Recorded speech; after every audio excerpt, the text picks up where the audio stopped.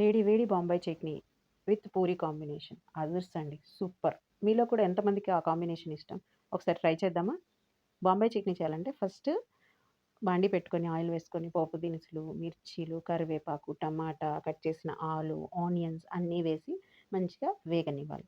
ఇలా వేగిన తర్వాత దానికి కొంచెం సరిపడేంత పసుపు వేసి మళ్ళీ ఒకసారి కలుపుకోవాలి.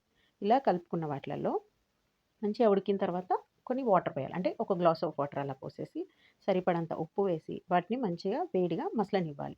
ఈ వాటర్ ఇలా వేడైనప్పుడు శనగపిండిని మనం ఒక వాటర్ బౌల్‌లో వేసేసుకొని, ఉండలు లేకుండా కలుపుకొని, అప్పుడు ఈ మసులుతున్న వాటర్‌లో వేసేసి మంచిగా కలుపుకోవాలి. అంతే ఒక 2, 3 మినిట్స్ ఉంచారు అంటే మనకి బాంబాయి చట్నీ రెడీ.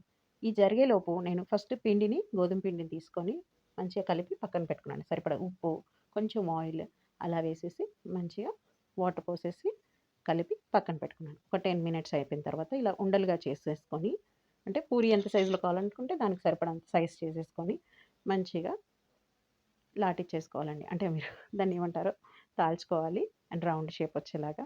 రౌండ్ షేపే రావాలని ఏం లేదండి. ఏ షేప్ అయినా రావచ్చు. ఓకేనా?